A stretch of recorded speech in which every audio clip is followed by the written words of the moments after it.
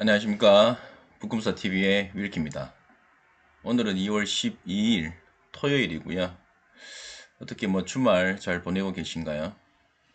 아마 금요일 우리장 크게 하락하는 바람에 혹시라도 이 주말을 그냥 예, 보내시고 계신지는 아닌지 모르겠습니다. 저와 함께 그래도 이 투자와 관련된 이 정보 그리고 이 증시와 관련된 이 공부를 하면서 또 주말을 보내시는 것도 참 좋은 일이라 생각이 들고요. 그리고 어제 사실 데일리 증시 뉴스를 하려고 했었는데 어제보다는 오늘 오전에 이렇게 영상을 촬영하는 게 맞다고 생각을 했고, 특히나 목요일 뉴욕 증시 그리고 금요일 뉴욕 증시를 통합해서 오늘 방송을 하는 게 오히려 이 주말간의 투자 전략을 세우는 데 있어 가지고 조금 더 유익하겠다 싶어서 일단 오늘 이 방송을 촬영하게 됐습니다. 먼저 그럼 바로 한번 살펴보겠습니다. 일단 목요일 뉴욕 증시의 결과는 여러분들 잘 아시죠?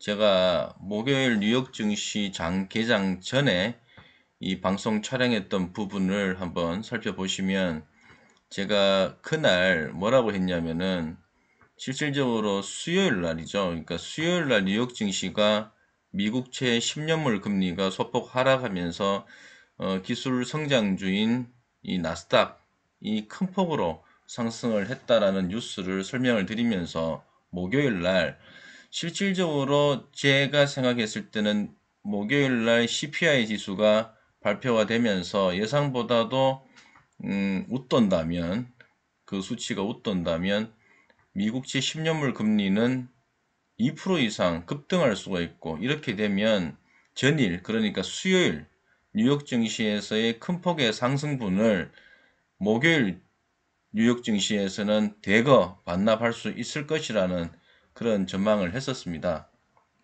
근데 그 전망이 실질적으로 목요일 뉴욕 증시에서 그대로 맞아떨어졌죠. 특히나 기술 성장주 섹터 대부분이 크게 급락을 했고 나스닥은 2% 이상 급락을 했었습니다. 그죠? 그리고 나서 우리 증시에도 크게 타격을 줬습니다. 그와 관련돼서 일단 어제 우리 증시에 대해서 한번 살펴보고, 그리고 전일 있었던 미국 증시도 같이 한번 살펴보도록 하겠습니다. 자, 일단 어제 이 우리 증시 마켓 시황이고요. 일단 장 마감 이후에 나온 뉴스니까 전반적으로 한번 훑어보는 걸로 해서 일단 마무리를 요건 하도록 하겠습니다.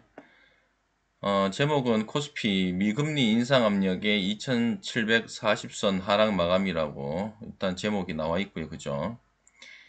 코스피 지수가 11일 미국 인플레이션 쇼크 등으로 인해서 1% 가까이 하락을 했다. 코스피 지수는 전일 대비 마이너스 0.7% 하락한 2747.7일에 장을 마감을 했다. 자, 유가증권 시장 코스피에서는 외국인은 3,771억 원, 개인은 723억 원을 순매수했는데 반해서 기관은 4,636억 원을 순매도했다고 합니다. 그나마 LG에너지솔루션이 그 전일 7% 이상 급락을 한 데 반해서는 이날은 소폭 상승을 했고, SK하이닉스도 1.93% 상승을 했고, 특히나 이 카카오가 아무래도 이 저가 매수 유입이 되고 또 다른 호재성 공시가 있었습니다. 그 부분으로 인해서 상승 마감을 했고, 반대로 시가총액 1위 종목인 삼성전자는 일단 0.66% 내린 74,900원에 장마감했고요. 그리고 빅테크주의 대표주 네이버 32만 7,500원, 전일 대비 4,000원 하락했습니다. 그리고 삼성바이오로직스 또 하락 마감을 했고, LG화학 그리고 현대차, 삼성 SDI 할 것 없이 대부분 이 시가총액 상위 종목들이 크게 하락을 했습니다. 주목할 거는 이날 그 크래프톤 아시죠? 크래프톤이 12.79% 하락 마감을 했는데 실질적으로 이 보호예수가 풀린 날은 소폭 상승을 했고 그 이튿날 그러니까 어제죠. 어제는 약 외인과 기간에 약 한 35만 주 정도 이 순매도가 나오면서 일단 큰 폭으로 하락을 했는데 일단 뭐 내용은 이런 게 있습니다.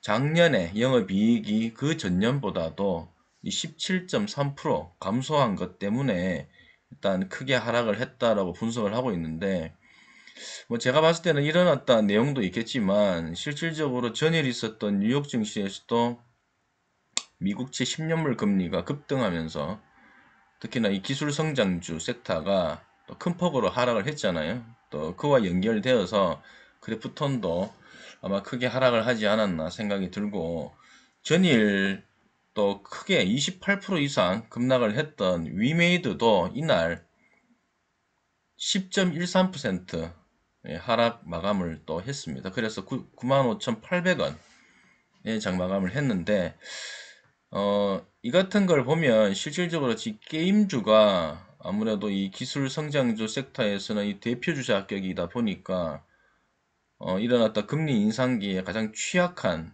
그런 섹터가 아닌가 생각이 들고 뒤에서도 제가 한번 더 언급을 드리겠지만 지금 게임주 같은 경우에는 향후에도 이 저가 매수라는 어떤 그런 개념으로 접근하기에는 상당히 좀 우려가 되는 그런 조심스러운 종목이다 라고 보시면 될 것 같습니다.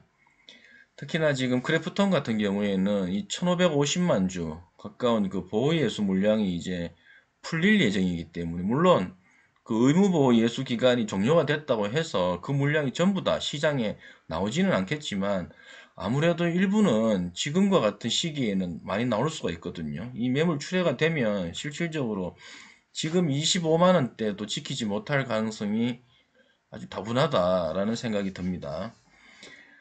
그래서 어제 전반적으로 우리 증시에서의 급락은 전일 뉴욕 증시에서의 급락과 연계되어서 그 배경에서는 당연히 그 목요일 날 지난 목요일 날 발표된 미국의 소비자 물가 지수가 예상보다도 훨씬 높게 나오면서 원래 예상은 7.2에서 7.3이었는데 7.5% 예상보다도 웃돌면서 실질적으로 그 미국채 10년물 금리는 2% 이상 급등하는 그런 어떤 배경으로 인해 가지고 우리 증시에서도 이 기술 성장주 섹터가 크게 내렸다라고 보시면 될 것 같습니다. 그리고 요 뉴스를 또 한번 살펴보겠습니다. 자, 머니투데이 기사죠. 2월 12일 기사고요. 크래프톤 반토막 넷마블 신저가 신작 코인에도 재미없는 투심이라는 제목으로 이 크래프톤이 이 상장 후 주가 흐름을 보면 45만 4천원에 상장을 해서 실질적으로 이렇게 쭉 내려서 지금 현재 2월 11일자 25만 9천원에 지금 가격이 형성되어 있죠. 뭐 이런 기사들이 있었습니다. 지금 크래프톤에 근무하는 직원들이 이 우리 사주를 매입을 해서 실질적으로 이익이 난 게 아니라 수천만 원 이상씩 이 손실이 나서 이뭐 회사를 그만둬야 될지 이런 어떤 고민에 빠져 있다. 뭐 이런 뉴스도 있죠. 근데다가 지금 뭐 앞서 보셨던 것처럼 실적 부진도 맞물려 가지고 또 특히나 지금 2월 9일부터 해서 지금 보호예수까지 2월 10일이죠. 2월 10일부터 해서 보호예수까지 풀리면서 계속 지금 시장에 좀 우려감을 좀 조성하는 그런 모습을 보이고 있습니다. 아까 말씀드렸던 것처럼 뭐 이 보호예수 물량 전체가 이 시장에 출회된다라고는 사실 생각지는 않습니다만은 지금과 같은 이 금리 인상기, 이 양적 긴축기에는 실질적으로 이 기술 성장 섹터가 워낙 취약하기 때문에 특히나 이 그래프톤이나 위메이드 같은 경우에는 작년에 워낙 높이 평가받았잖아요. 이 고밸류에이션의 어떤 그 구간에 있었던 만큼 올해는 뭔가 다른 양상을 보이고 있고 이게 시장에서 충분히 이렇게 이 고평가에 대한 그 분석을 받으면서 실질적으로 앞으로도 이 종목 이 섹터에서는 크게 상승하지는 못할 것 같다. 반등보다는 오히려 횡보 내지 추가 하락 압력이 더욱더 거세질 것 같다라는 게 제 생각입니다.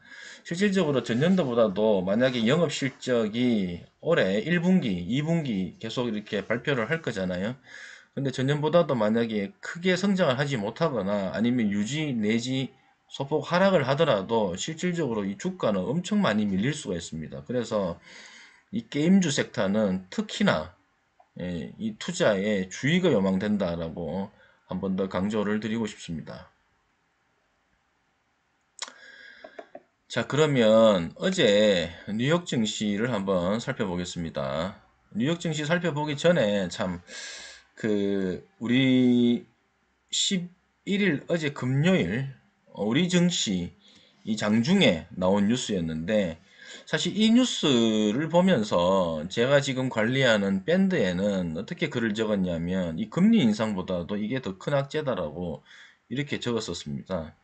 이 바이든이 이렇게 얘기를 했더라고요.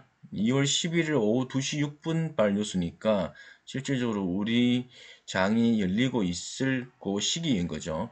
그때 이렇게 이야기를 했습니다. 자, 미국인 우크라이나에서 당장 떠나라. 미국과 러시아가 총 쏘면 세계대전 일어난다라는 식으로 상당히 조금 아주 긴박한 이 긴장감을 최고조로 끌어올린 듯한 발언입니다. 그죠? 뭐 사진으로 봤을 때도 상당히 조금 긴장감이 고조되는 모습이고 뭐 본문 내용은 이 내용과 크게 별다른 건 없고요. 제목만 보셔도 충분할 것 같고 그래서 실질적으로 이 미국과 이 러시아 간의 일촉즉발의 그 긴장감은 앞으로도 이 시장에 상당히 악재로 작용할 수 있고 특히나 뒤에서도 한번 언급을 드리겠지만 이 지정학적 리스크는 이 안전자산 선호심리 현상을 더욱더 부추기기 때문에 이, 이 약간 리스크 있는 그 주식 시장에는 또 상당히 좀 악재로 작용할 수 있다라고 보여집니다. 이와 함께 바로 어제 뉴욕 증시에서는 그대로 또 반영된 모습을 보였죠.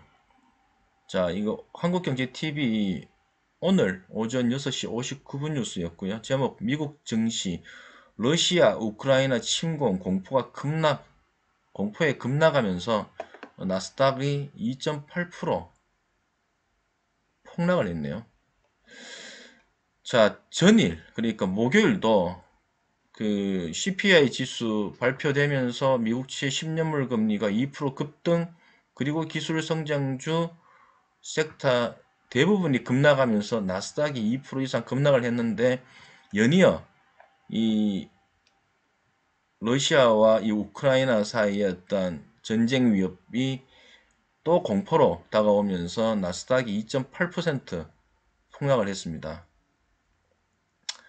뭐 전반적으로 주요한 내용보다는 일단은 서부 텍사스산 원유 WTI 가격이 장중에 5% 이상 급등해서 배럴당 94달러를 돌파했다라는 어떤 내용들 그리고 앞서 말씀드렸던 것처럼 조 바이든 미국 대통령이 이 우크라이나에 있는 미국인들에게 철수 권고를 내렸다는 이런 어떤 소식들 이런 어떤 것들이 모두 시장에 크게 악재로 작용을 했다라고 보여지고 반면에 또 이렇게 되다 보니까 실질적으로 이 국채 가격이 급등하면서 채권 가격과 이 채권 금리는 반비례하거든요. 그러니까 국채 가격이 급등한 배경은 당연히 이 지정학적 리스크 때문에 이 안전자산 선호 심리로 채권을 매입하려는 이 매수가 워낙 늘어나면서 채권 가격이 높아지고 채권 금리는 떨어졌는데 이날 실질적으로 전날 1.63%까지 올랐던 2년물 국채금리도 떨어졌고 10년물 국채금리도 떨어졌습니다. 2% 이상 올랐던 게 1.91%까지 다시 좀 떨어졌죠. 또 이렇게 양상을 보였는데 전반적으로 지금 앞으로의 그 시장 전망은 참 어디에도 좋은 시나리오는 없다라는 게 제 생각입니다. 자, 예를 들어서 지난번 영상에서도 한번 이런 언급은 드렸는데 그 러시아의 입장에서는 유가가 높으면 자국 이익에 상당히 도움이 됩니다. 그거는 뭐 여러분들도 잘 아실 겁니다. 그죠? 그렇기 때문에 이 전쟁 위협을 계속적으로 할 거고, 이 어떤 긴장감을 더욱더 고조시키려는 어떤 노력들을 할 겁니다. 이렇게 되면 실질적으로 그 푸틴의 지지율도 올라가게 될 것이고, 또 항상 그 지도자의 지지율이 높아질 때가 보통 이 전쟁이나 어떤 그런 이슈들을 끌어올릴 때 보통 올라가게 되기 때문에, 이 푸틴의 지지율을 끌어올리기 위해서라도 아마 이런 부분은 계속 좀 긴장 고조를 지속하는 어떤 그런 모습을 보일 수 있다는 생각이 들고, 특히나 지금은 이 중국의 올림픽, 베이징 올림픽 기간이잖아요. 그러다 보니까 이 우호 관계에 있는 러시아 입장에서는 이 올림픽 기간에는 어떤 크게 도발을 하진 않을 것 같은데, 이 올림픽이 종료가 된 이후에는 상당히 뭔가 액션을 취할 것 같다라는 게 어떤 뭐 제 생각입니다. 그래서 일단은 이 전쟁 위협과 관련된 리스크 첫 번째, 그리고 이 물가 상승 압력으로 인한 금리 인상, 양적 긴축, 시중의 유동성을 빨아들이는 어떤 그런 부분이 두 번째 악재. 이런 두 가지 악재만으로도 지금 시장은 앞으로도 상당히 어려운 구간에 직면할 수밖에 없다. 특히나 이런 경우에는 실적 우선, 그죠? 실적 우선. 그리고 향후 미래의 미래 성장성, 미래에 돈 들어오면 되지. 이런 어떠한 기업들은 절대 투자하면 안 된다. 대부분이 기술 성장 섹터겠죠. 특히나 고밸류에이션. 그러니까 여러분들 지금은 반드시 실적이 수반되는 저평가 가치주에 투자하심이 올바르고, 특히나 지난 금요일장에서도 실질적으로 섹터들을 분석해 보면 그나마 이 경기 방어 섹터, 그러니까 경기와 무관하게 실적을 꾸준히 낼 수 있는 섹터에서는 크게 많이 내리지 않았습니다. 오히려 상승한 종목들도 있었고, 실질적으로 상당히 이런 어떤 변동성 큰 장에서도 방어를 하고 있다, 선방하고 있다 라고 말씀드릴 수 있습니다. 자, 이 뉴스도 한번, 어제 뉴욕 증시와 관련된 뉴스인데 제목만 보겠습니다. 이건 뭐 내용은 거의 유사하기 때문에. 근데 앞전 뉴스에서는 언급되지 않았던 이 방산주 관련 내용이 나와서 일단 말씀을 드리고요. 그리고 앞서서도 말씀을 드렸지만 이 전쟁 리스크 때문에 실질적으로 국제유가가 94달러까지 치솟았잖아요. 그러다 보니까 에너지주라 하면 뭐 대표적으로 뭐 석유주겠죠. 그래서 이런 어떤 부분에서 관심을 둘 필요가 있다라는 것을 또 한번 강조드리고, 지난번 제 영상에서 보면 고유가 수혜주라는 영상이 있습니다. 한번 찾아보셔가지고 한번 살펴보시고, 아, 요러요러한 섹터에 요러요러한 종목들이 유망하겠구나라는 것을 대충 인지하셔서 다음 주 우리 시장에서 한번 투자에 한번 뭐 뛰어드는 것도 나쁘지 않다라는 어떤 생각이 듭니다. 자, 그래서 어제 미증시에서 이 러시아와 우크라이나 사이의 어떤 지정학적 리스크가 급부상되면서 방산주가 또 많이 올랐다라는 내용을 이야기를 하고 있고, 뭐 국내 주식으로는 여러분들 아시겠지만 한국항공우주가 있고, 그리고 LIG 넥스원이 있습니다. 그래서 이런 종목들도 뭐 투자하시라는 얘기는 아니고, 왜냐하면 사실 이 방산주 같은 경우에는 그때그때 이슈에만 실질적으로 반짝반짝하는 그런 종목들이잖아요. 그래서 꾸준히 실적을 낸다든지, 이게 뭐 저평가 매력이 있다든지, 또 뭐 이익 성장으로 인한 뭐 배당을 뭐 많이 받을 수 있다든지 뭐 그런 거하고는 조금 또 틀린 문제이기 때문에, 실질적으로 방산주 투자를 권고하기보다는 또 뭐 단기적으로 수익을 낼 수 있는 종목, 뭐 임에는 뭐 분명하겠지만 또 그것도 뭐 가격이 또 쌀 때 들어가야지 가능한 부분이지, 지금과 같이 계속 지정학적 리스크가 이 나오는 시기에는 방산주 함부로 또 투자했다가 또 물릴 수가 있기 때문에, 뭐 일단 투자에 뭐 유의는 되지만 요러요러한 종목도 있다라는 정도로 한번 이해를 하시면 될 것 같습니다. 요 뉴스 때문에 어제 전일 뉴욕 증시에서 필라델피아 반도체 지수도 급락을 했고, 일단 반도체주 전체가 많이 빠졌습니다. 자, 머니투데이 오늘 오전 8시 14분발 뉴스죠. 러시아 반도체 소재 수출을 금지할 수도 있다. 이렇게 이야기를 했죠. 내용을 한번 살펴보도록 하겠습니다. 자, 러시아와 우크라이나 침공 가능성을 둘러싸고 미국과 러시아 간 갈등이 고조되고 있는 가운데 미국 백악관이 반도체 기업들의 반도체 소재 공급망을 다변화하라고 경고했다고 로이터가 11일 보도했다. 이날 뉴욕 증시에서는 반도체주들이 최대 10%까지 급락을 했다. 그렇죠? 이게 무슨 말이냐 하면 실질적으로 뒤에 내용이 좀 나오더라고요. 여기 보시면 미국에서 반도체 제조에 사용하는 네온과 팔라듐이 있는데, 이때 네온은 90% 이상이 우크라이나에서 수입이 되고요. 그리고 팔라듐의 35%는 러시아에서 공급을 받고 있습니다. 그죠? 특히나 네온은 칩을 만드는 데 사용되는 레이저의 핵심 소재고, 그리고 또 러시아 철강 공정이 부산물로 우크라이나에서 정제되고 있다고 하고요. 그리고 팔라듐은 센서와 메모리에 사용되는데, 일단 한번 전반적으로 내용을 이렇게 살펴보면 이런 내용이죠. 반도체에 필요한 네온과 팔라듐의 이 공급이 상당 부분 차질받을 수 있다라는 어떤 뉴스에 어제 뉴욕 증시에서 반도체 섹터가 크게 급락을 했다라는 내용입니다. 실질적으로 이 뉴스 때문에라도 아마 또 특히나 뭐 어제 전일 뉴욕 증시에서의 그 폭락으로 인해서 우리 증시 월요일에 아마 큰 폭으로 하락을 하겠죠. 특히나 반도체 섹터에서도 큰 폭으로 하락을 할 것 같은데, 저는 오히려 이 뉴스와 이 결부를 시켜서라도 또 연초에 증권가 전망에서 반도체 섹터는 유망 섹터로 탑픽으로 꼽았습니다. 그런 것들을 조합해 볼 때 오히려 이런 어떤 악재들이 저가 매수를 할 수 있는 상당한 기회를 제공하는 유인이 된다라는 게 제 생각입니다. 왜냐하면 일단 일어났던 지정학적 리스크 같은 경우에는 기업의 펀더멘탈과는 사실 조금 무관한 거잖아요. 어찌 보면 전쟁은 여러분들도 잘 아시겠지만 이 주식 투자의 위험에서 체계적 위험과 이 비체계적 위험이 있습니다.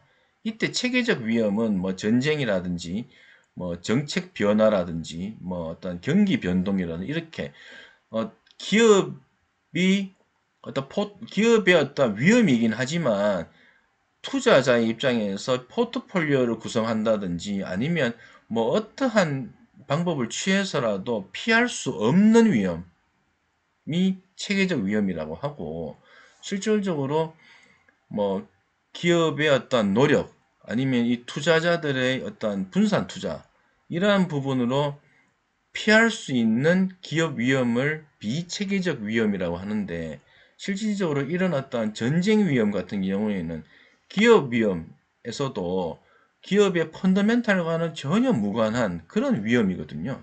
그러다 보니까 이런 어떤 위험은 실질적으로 기업 펀더멘탈과는 상이하다 보니까 이 위험이 제거가 되고 나면 오히려 이 위험 때문에 기업의 가치, 즉 주가가 하락을 했다면 이 위험이 제거가 되고 나면 그 펀더멘탈이 원래 펀더멘탈에는 훼손되지 않았기 때문에 기업의 주가는 하락한 분 이상의 급등을 또 할 수가 있다라는 게 제 생각이고, 지금까지 제가 이 주가를 항상 이렇게 모니터링 해보면 그래 왔었거든요. 그래서 말씀드리고 싶은 요지는 이러이러한 뉴스, 이러이러한 악재들 때문에 만약 월요일 날이나 또 다음 주 증시에서 우리 증시에서 반도체주가 급락을 한다면 그건 땡큐다, 매수 기회다, 그렇게 받아들이시면 될 것 같습니다. 자, 그리고 요 뉴스를 또 한번 보도록 하겠습니다. 지금 뭐 방송이 조금 길어지는데 그래도 뭐 할 건 좀 하고 뭐 주말 동안 이렇게 공부하는 거 좋잖아요. 자, 요건 지난 1월달, 1월 24일 뉴스고요. 제가 이 뉴스를 왜 가져왔냐면은 여러분들 왜 자꾸 금리가 오르는데 왜 자꾸 기술 성장주가 안 좋다 그러지? 이렇게 생각들을 많이 하실 겁니다. 또 의문이 드실 수도 있고. 그래서 요 뉴스를 한번 가져와 봤습니다. 제목은 금리 뛸수록 현금 PER 하락, 성장주 타격받는 이유 있었네 라고 하죠. 이 제목, 또 제목이지만 이 요점을 이렇게 정리를 해놨는데 요걸 읽어보시면 대충 이해가 되실 겁니다. 자, 기준금리가 0.5에서 1 그리고 2% 오르면은 현금 PER은 200, 150배로 줄어들게 됩니다. 낮아지게 됩니다. 뒤에서 내용이 나오는데 자, 현금도 PER이 있다라고 하죠. 현금도 PER. 이게 무슨 말이냐 하면은 지난 영상에서도 제 PER 설명을 할 때 P는 주가, 그죠? E는 earning이니까 수익. 그러니까 수익 대비 주가가 얼마냐, 주가의 비율이 얼마냐가 이 PER인데 이때 earning이 크면 클수록 좋은 거고 이 주가가 earning보다도 낮으면 낮게 평가받게 되면 PER은 낮아지는 거잖아요. 그래서 저평가라고 이야기를 할 수 있는 거고.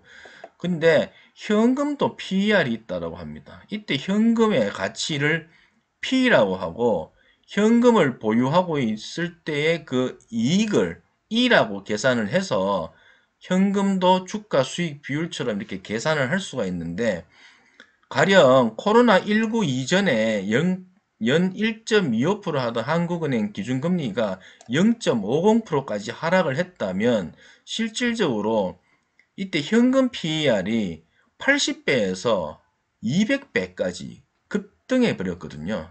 이 말은 뭐냐면 현금을 보유하고 있는 기간의 수익보다도 현금의 가치가 워낙 낮아져 가지고 실질적으로 200배까지 급등했다라는 내용입니다. 그러니까 실질적으로 이렇게 현금의 가치가 낮아지는 즉 금리가 워낙 떨어졌을 때 이럴 때는 오히려 성장주에 투자하는 게 더 유리할 수도 있다라는 생각에서 사람들이 성장주에 돈을 많이 넣는 거거든요. 이렇게 지금 설명을 하고 있고 근데 이제 반대로 금리가 인상이 되면 PER이 200에서 50배까지 이렇게 줄어들 수가 낮아질 수가 있기 때문에 실질적으로 이제 정반대 현상이 나오게 된다라는 것을 설명을 하고 있고 또 여기에서도 이렇게도 설명을 하고 있는데 뭐 먼 미래의 기대를 반영하는 성장주는 금리가 오르면 할인율이 높아져서 부정적 영향을 받는다라고 설명을 하고 있죠. 또 이 말이 무슨 말이냐 하면 성장주 같은 경우에는 현재의 현금 흐름은 없어요. 근데 수년 뒤에 그 성장주에 보통 이렇게 기본이 그렇잖아요. 성장주 대부분이 지금은 돈을 못 벌어도 이 기술력을 가지고 나중에는 돈을 벌 거야. 이게 보통 이 기술 성장주잖아요. 그래서 지금 지금 금리가 만약에 인상되고 있을 때, 그죠? 미래에 들어오는 현금 흐름이 있다고 한들, 그 미래의 현금 흐름은 이 지금의 금리 인상분만큼 할인율이 더욱더 높아지는 것이 아니냐, 높아진다라는 거죠. 그렇기 때문에 실질적으로 그런 기술 성장주 대부분이 지금과 같은 금리 인상기에는 이 주가조차도 할인을 받게 된다. 주가가 낮아져야 된다라는 게 또 주가 할인에 대한 압력을 더욱더 높여준다라는 게 이 부정적이다. 그래서 이 금리 인상기에는 기술 성장주 섹터의 주가가 약세로 또 특히나 이 투자자들의 투심도 상당히 약세로 간다. 이렇게 보시면 될 것 같습니다.